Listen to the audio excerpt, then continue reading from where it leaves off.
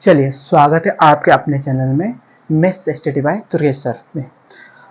दोस्तों, अब हमारी आज जो इस चैप्टर की लास्ट विधि है, हम इससे पहले ग्राफी विधि और प्रतिस्थापन विधि पढ़ चुके हैं। दोस्तों, आज जो इस चैप्टर का लास्ट प्रश्न 3.3 में विलोपन विधि है, जो मोस्ट एमपी है। आप इस चैप्टर में से प्रतिस्थापन विधि और विलोपन विधि अच्छे से कर लेना।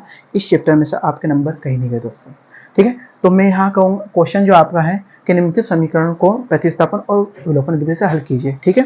तो हमें दोनों विधि से इसको हल करना है, लेकिन दोस्तों मैं आपको यहाँ पर सिर्फ विलोपन विधि से हल कराऊंगा, क्योंकि प्रतिस्थापन विधि से मैंने पिछले जितने भी प्रश्न लिए 3.2 है वो पूरे प्रतिस्थापन विधि से ही करवाई है। तो आप क्या करना कि मैं यहाँ विलोपन विधि आपको सिखाऊंगा, इसी को आप प्रतिस्थापन विधि से आप करने की कोशिश करना, तो आपकी प्रैक्टिस प्रतिस्थापन विधि की अच्छी हो जाएगी दोस्तों, है ना। और मैं बोलता हूँ गणित में जितनी प्रैक्टिस आप करोगे ना, उतने आप लोगों को गणित अच्छे से लगेगा, नहीं तो अच्छे समझ में आएगा, नहीं तो समझ में नहीं आएगा दोस्तों। तो विलोपन विधि, विलोपन विलुप्त करना, इसके नाम में अर्थ छुपा है विलुप्त करना। किसको विलुप्त करना? चर राशियों को, एक्स और वाई, दो में से कोई सी भी एक चर राशि को गायब करना। गायब कैसे करना? जैसे मान लो उसका जो गुणांक है, गुणांक की बात करें, जैसे ये मान लो एक्स आगे कुछ नहीं मतलब एक रहता है, हमेशा याद रखना। वाई का कुछ नहीं मतलब एक रहता है। यहाँ एक्स आगे कितना है? 2, और वहाँ आगे वाई के आगे 3 है। तो दोस्तों एक काम करूँ मैं ऐसा कि दोनों का अगर मैं एक्स को मैं समान बना दूं और घटा दूं, तो क्या होगा? एक्स कट जाएगा, गायब हो जाएगा, है ना। जैसे मान लो यहाँ पर ये क्वेश्चन को अपन करते हैं ना हल विलोपन विधि से। ये विधि दोस्तों सबसे सरल विधि, ठीक है। कैसे? देखो, अब दो समीकरण आपको रहेगा, आपको यहाँ पर विलोपन विलुप्त करना है। किसको विलोपन? एक्स का विलोपन कर दूं, है ना। वाई का भी कर सकते हैं, आपके ऊपर है। अगर एक्स का विलोपन करोगे तो हमें यहाँ किसकी जरूरत है? यहाँ 2 लाने के लिए, मतलब यहाँ 2 है तो यहाँ 2 करने के लिए किसकी जरूरत है? 2 की। तो एक काम को 2 का गुना कर 2x बन जाएगा, ठीक है।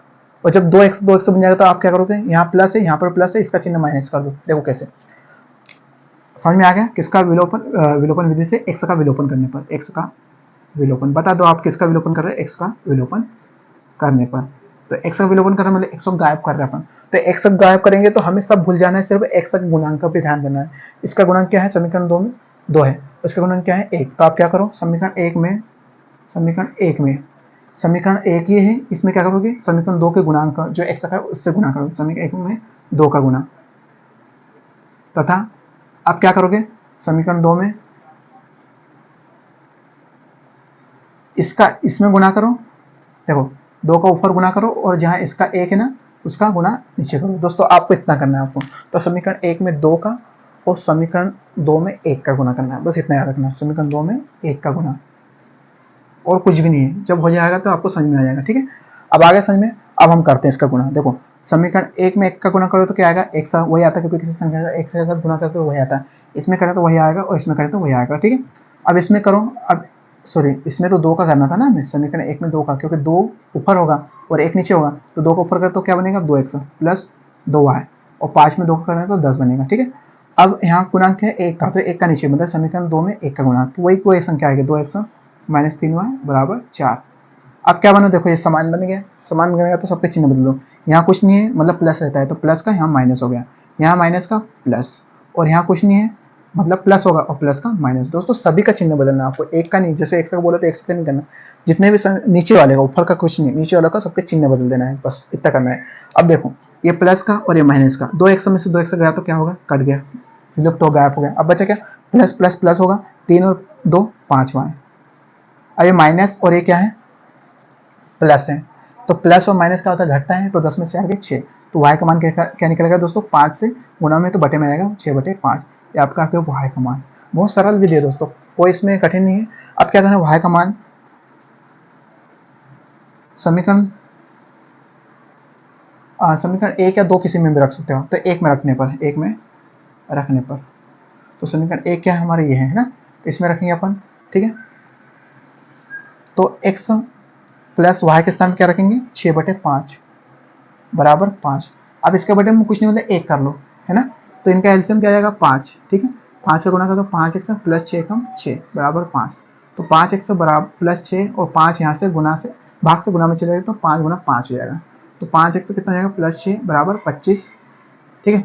तो 5x बराबर 6 उधर जाएगा तो क्या आएगा? 21 माइनस 6, तो सॉरी 25 माइनस 6, तो 5x बराबर कितना आएगा? 19, और x बटे में 19/5 आपका आ जाएगा आंसर। 19/5। तो दोस्तों ये हमारे x और y के मान रहे दोस्तों, और इसमें कुछ नहीं मान है। और अभिष्ट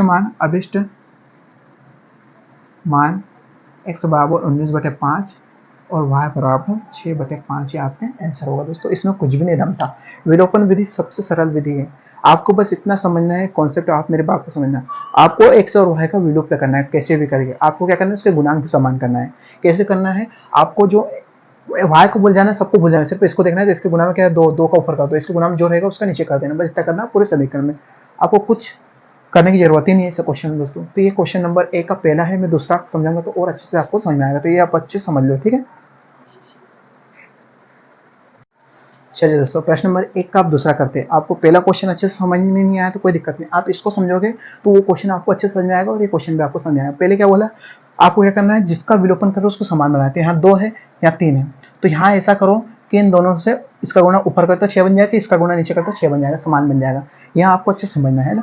तो वो क्या करेंगे, विलोपन विधि से, विलोपन विधि से किसका, x का, ठीक है। हल, ये आपको अच्छे से याद रखना है। तो अब विलोपन करना है तो क्या करना है, समीकरण 1 में किसका गुणा करोगे, समीकरण 1 में 2 का, है ना। समीकरण 1 है, इसमें 2 का गुणा करोगे, तो 2 का गुणा, और समीकरण 2 में किसका करो, समीकरण 2 है तो इसका 3 का करोगे, 3 का गुणा। दोस्तों आपको ये चीज अच्छे समझना होगा, है ना। मतलब नीचे वाला गुणांक का ऊपर और ऊपर वाला गुणांक का नीचे, आपको ये समझना है, ठीक है। तो समीकरण 1 में 2 का करेंगे तो कितना आएगा, 2 3 6, 2 का 8 में करोगे तो 8 वहाँ और 4 में, और इसका 20 हो जाएगा, ठीक है। अब 3 का इसमें कर दो 6x, माइनस 3 का इसमें कर दो 6y, माइनस 3 का इसमें कर दो 6 आ जाएगा, 3 3 दोनों 6। अब क्या करो, चिन्ह माइनस, माइनस का प्लस, अगर यहाँ माइनस है तो प्लस करना पड़ेगा, प्लस है तो माइनस करें, यहाँ माइनस, ठीक है। इस पे अच्छे से ध्यान देना। यहाँ कुछ नहीं था प्लस, तो प्लस का माइनस, यहाँ माइनस था तो प्लस, यहाँ कुछ नहीं था माइनस माइनस प्लस, प्लस का माइनस, ठीक है। ये कट गया प्लस माइनस, ठीक है। प्लस, अब मुझे बताओ कि एक प्लस का है और दूसरा माइनस का है, तो क्या होगा, कटेगा ना। तो वही चीज हमने किया, ये प्लस का ये माइनस का कट गया, विलुप्त हो गया। अब ये प्लस प्लस जुड़ेगा, तो 8 और 6 14 y बराबर, यहाँ प्लस है माइनस है, क्या होगा, घटेगा, तो कितना आएगा 14। तो y का मान कितना है, 14/14, और ये कट जाएगा तो कितना आएगा 1। आपको ये अच्छे से आना चाहिए, है ना, 14 एकम 14। अब आ गया, अब y का मान क्या करो, y का मान समीकरण 1 या 2 कैसे में भी रख दो, 1 में रख दो, 1 में रखने पर, ठीक है।